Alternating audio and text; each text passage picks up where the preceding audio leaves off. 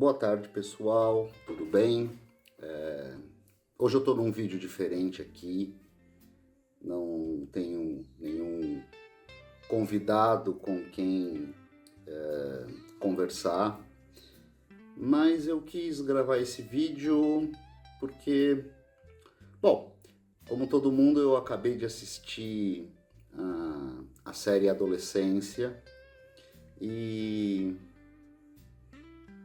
também, como todo mundo, senti um imenso mal-estar e quero nesse vídeo aqui compartilhar com vocês um pouco o que essa série me fez pensar, tá? Bom, já vi alguns comentários sobre a série, pessoal falando de questões importantes, muito relevantes, sobre bullying, redes sociais, feminicídio, ok? Esse é um caminho que merece mesmo uma atenção importante, merece discussão, merece conversa, mas eu quero observar, partir a minha observação por outros vieses, tá? E eu começo me perguntando, a partir da série, o que resta possível aos adolescentes? Essa é a pergunta que a série me deixa. O que resta possível para os adolescentes? Bom, a adolescência, né, vista como ela é hoje, é algo relativamente recente na história, né?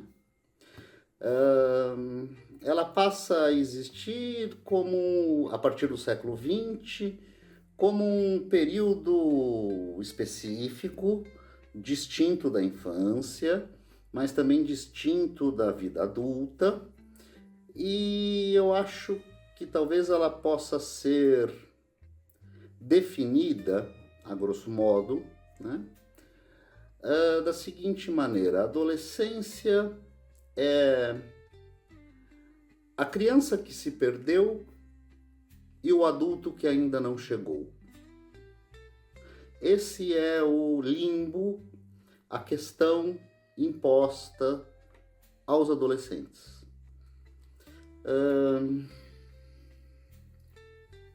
O que eu penso, né, é que desde a infância, que também é algo relativamente recente na história da humanidade, né, a criança é orientada consciente e inconscientemente, ela é orientada e impulsionada a atingir autonomia e independência.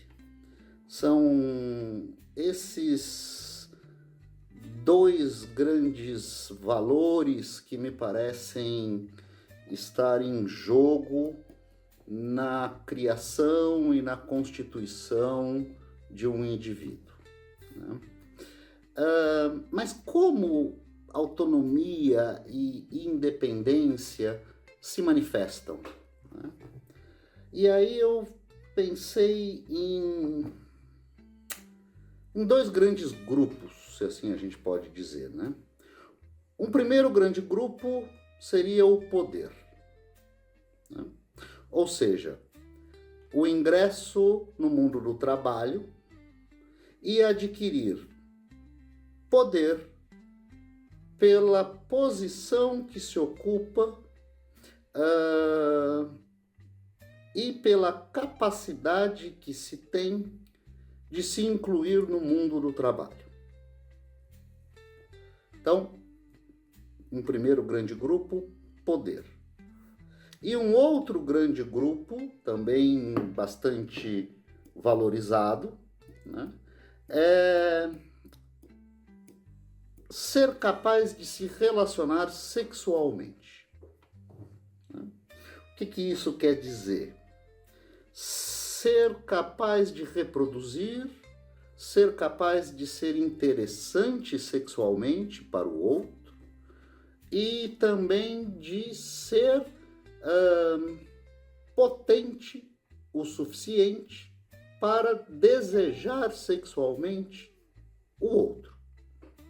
Então, esses dois grandes conjuntos, né, o poder e a sexualidade, me parecem ser os principais norteadores na formação de uma pessoa.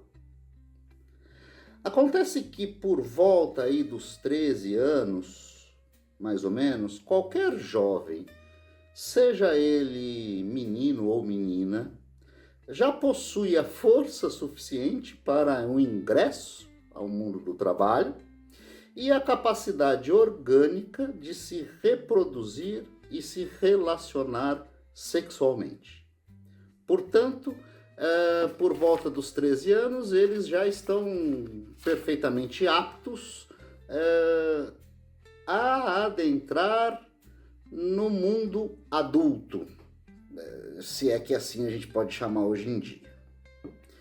Mas é aí que surge a adolescência como uma imposição dos adultos a este jovem, né? Como sendo uma negativa a essa possibilidade de inserção no mundo deles, no mundo adulto, né? Alguns autores, e eu gosto muito desse termo, consideram o período da adolescência como uma moratória, né? Como se dissessem, sim, ok, você já é forte o suficiente, você já é atraente sexualmente, mas espera um pouquinho mais, né? Espera um pouco. Né? Isso é uma falácia, né? E isso é uma falácia que vai gerar os seus efeitos. Apenas a título de ilustração, Joana d'Arc liderou o exército francês na Guerra dos 100 Anos, né, aos 17 anos de idade. Aos 16 anos, Alexandre é coroado rei da Macedônia e começa aí a expansão do seu império, se convertendo num general estrategista formidável. Louis Braille desenvolveu um sistema de escrita e de leitura, né, para deficientes visuais aos 15 anos de idade. Jack Andara, aos 16, desenvolveu critérios, né, específicos para o diagnóstico precoce do câncer de pâncreas. Então, exemplos não nos faltam para apontar e escancarar diante de nós que com 15, 16, 14 anos, uma pessoa já é totalmente capaz para ter poder e se relacionar sexualmente. Então, por que é imposta essa moratória? Por que os pais, os adultos, dizem nas entrelinhas, ou até mesmo de modo inconsciente, eles dizem, ok, você está apto, mas espera um pouquinho, segura um pouco a onda. Por que isso acontece? Por amor, por proteção, por cuidado, por uma tentativa de fugir do controle, fugir da perda da criança. Todas essas respostas poderiam ser as respostas dadas por pais zelosos, preocupados, e todas elas são verdadeiras, legítimas e honestas. Mas acontece também que essas respostas, apesar de serem honestas, legítimas, corretas, elas não são as únicas. Existem uma série de outras questões que não são veiculadas e talvez devessem, né? São outro grupo, outras formas de resposta que se amparam e se apoiam em outros, vou dizer assim, em outros instintos humanos. O egoísmo e os próprios desejos sexuais. Isso também está em pauta na adolescência. O egoísmo e os próprios desejos sexuais dos pais. Freud nos ensina, né, nos diz que nós devemos conseguir ver no pai o homem e na mãe a mulher. O que isso quer dizer? Vê-los como semelhantes, vê-los como pessoas que também são acometidas dos medos, das frustrações, dos traumas, ou seja, são pessoas que partilham do mesmo sofrimento. Então, ver no pai o homem e ver na mãe a mulher. Mas isso também impõe, ou deveria impor, que os pais pudessem ver no filho adolescente o homem e na filha adolescente a mulher. Mas para que isso aconteça, e aí eu acho que é um problema, né, é preciso ver nos filhos potenciais rivais e potenciais objetos de desejo. E é talvez isso que tentamos negar em nós. Ver nos filhos potenciais rivais e objetos do desejo. Talvez seja disso que os pais tentam se proteger e afastar, dando a essa pessoa a imposição de uma moratória, dando à adolescência esse caráter de ok, mas espero um pouco. Bom, dito isso, não é nada surpreendente que a gente consiga pensar que na ótica dos jovens, né, isso acarrete uma série de sentimentos, vamos dizer assim, né?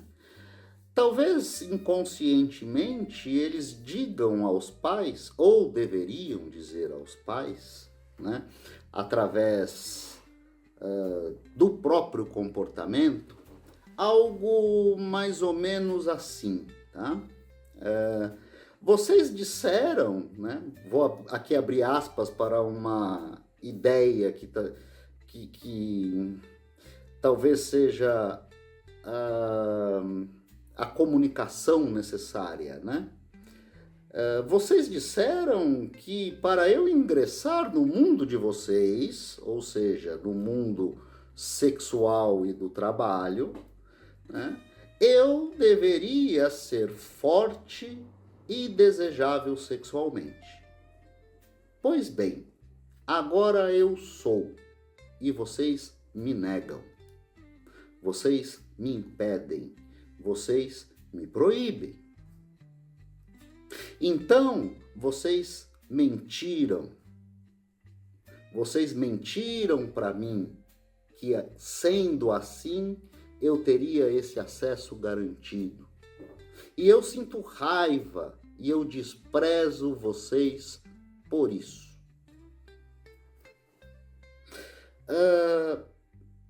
essa é a ambiguidade, né, que tem que estar